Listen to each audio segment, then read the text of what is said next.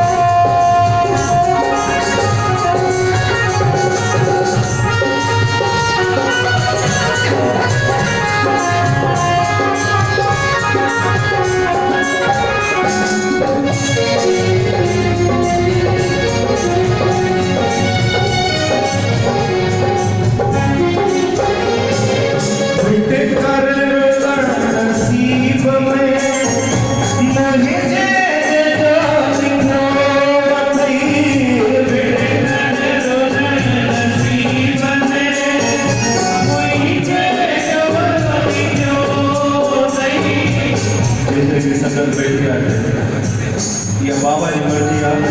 जो साईं जे बैठा है साईं जे हुकुम जे बगैर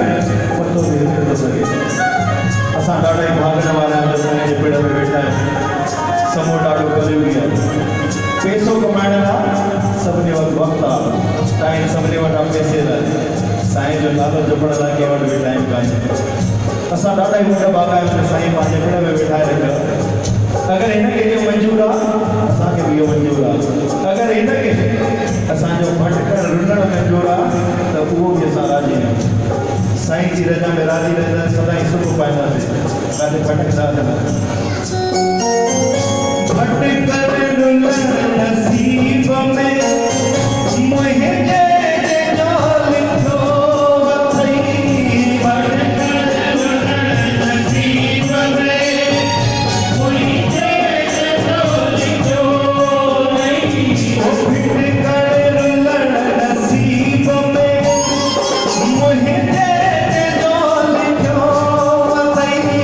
तो